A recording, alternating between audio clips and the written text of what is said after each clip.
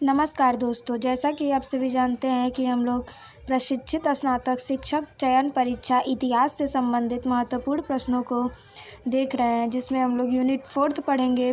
धार्मिक आंदोलन है जैन धर्म, बौद्ध धर्म, भगवत धर्म और शैव धर्म।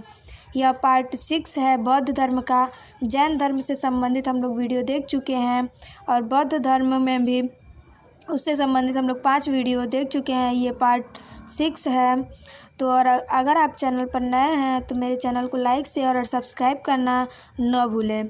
तो आइए देखते हैं। बौद्ध धर्म प्रमुख बौद्ध स्थल। यह प्रमुख बौद्ध स्थल से तीसरा वीडियो है और बौद्ध धर्म से संबंधित 4 वीडियो हम लोग देख चुके हैं। यह पार्ट 6 है, तो आप लोग वीडियो को पूरा देखें। दक्षिण भारत, यह भी बौद्ध धर्म का एक महत्वपूर्ण स्थल है। जिस प्रकार महाराष्ट्र चट्टान से काटकर बनाई गई स्थापत्य कला के लिए प्रसिद्ध है, उसी प्रकार आंध्र अपने विशाल बौद्ध स्तूपों के लिए प्रसिद्ध है। अशोक के काल में आंध्र में बौद्ध धर्म का प्रचार किया गया। कृष्णा नदी की दक्षिणी घाटियों और गोदावरी के बीच के प्रदेश में अनेक विशाल बौद्ध विहारों का निर्माण समृद्ध व्यापारियों के द्वारा किया गया।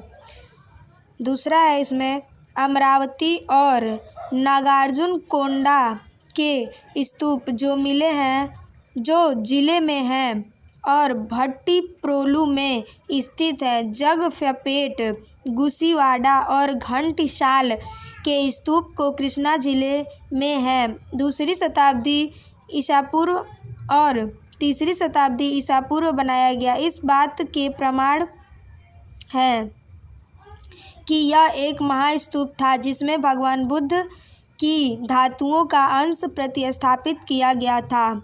अगला स्थान है अमरावती। अमरावती गुंटूर के 26 किलोमीटर पश्चिम में स्थित है। आंध्र राज्य में सबसे महत्वपूर्ण बौद्ध स्थान यही है। अमरावती का स्तूप विशालतम और प्रसिद्धतम है। इसका प्रथम निर्माण 2वीं शताब्दी ईसा पूर्व में किया गया था, परंतु 150 से 200 ईस्वी में नागार्जुन के प्रयत्नों से इसका परिवर्धन किया गया। दूसरा है बुद्ध के जीवन के अनेक चित्र इसकी पाषाण वेष्टनियों पर अंकित किए गए हैं। तीसरा है कलात्मक सौंदर्य और विशालता में अमरावती के स्तूप की तुलना में उत्तर के सांची और भरहुत के स्तूपों से की जा सकती है। चौथा है मूर्तिकला के गांधार और मथुरा के संप्रदायों की भांति अमरावती का मूर्ति कला संप्रदाय भी बड़ा प्रभावशाली था। इसके द्वारा निर्मित कलाकृतियाँ श्रीलंका और दक्षिण पूर्वी एशिया के देशों तक रह गईं। नागार्जुनकोंडा। नागार्जुनकोंडा यह एक बौद्ध धर्म का स्थल है। नागार्जुनकोंडा के स्तूप की खोज 20वीं शताब्दी में हुई। गुंटूर जिले में कृष्णा नदी के किनारे यह स्थित है। संभवतः अशोक के समय में इसका निर्माण किया गया। बाद में 3री शताब्दी में इसका पुनः निर्माण और परिवर्धन किया गया। नागार्जुनकोंडा के समीप अन्य अनेक स्थानों में काफ़ी बड़ी संख्या में बौद्ध स्तूप बनाए गए हैं।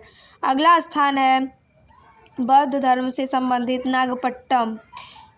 मद्रास के समीप नागपट्टम में चोलों के समय में एक बौद्ध विहार था। ऐसा हमें 11वीं शताब्दी के एक अभिलेख से मालूम होता है। आचार्य धम्मपाल ने नेति प्रकरण की अपनी अट्ठ कथा में इस स्थान का उल्लेख किया है और कहा है कि इसी के धर्माशोक विहार में रहकर उन्होंने अपनी वह अट्ठ कथा लिखी। अगला स्थान है श्रीमूलवासम। पश्चिमी घाट के श्रीमूलवासम नामक स्थान में इसी नाम के राजा के शासन काल में एक बौद्ध संघाराम था। तंजौर के मंदिर में बुद्ध के जीवन से संबंधित चित्र अंकित किए गए हैं। अगला और अंतिम स्थान है कांची।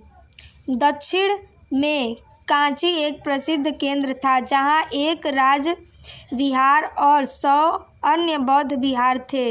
इस नगर के समीप 5 बुद्ध की मूर्तियां मिली हैं। प्रसिद्ध पाली अट्ठकथाचार्य बुद्ध घोष ने मनोरथ पूरणी अंगुत्तर निकाय की अट्ठकथा की रचना कांचीपुरम में अपने मित्र ज्योतिपाल के साथ निवास करते हुए उनकी प्रार्थना पर की थी।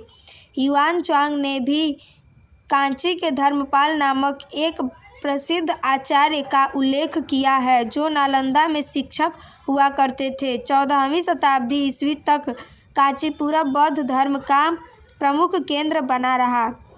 इस प्रकार मैंने आप लोगों को प्रशिक्षित स्नातक शिक्षक चयन परीक्षा इतिहास से संबंधित महत्वपूर्ण प्रश्न या महत्वपूर्ण टॉपिक बौद्ध धर्म का प्रमुख केंद्र स्थल बौद्ध धर्म और जैन धर्म को हम लोग देख चुके हैं और कल हम लोग का मुख्य टॉपिक रहेगा भगवत धर्म। तो आप लोग वीडियो को पूरा देखें ताकि आप लोग परीक्षा में अच्छे नंबर से उत्तीर्ण हो सके।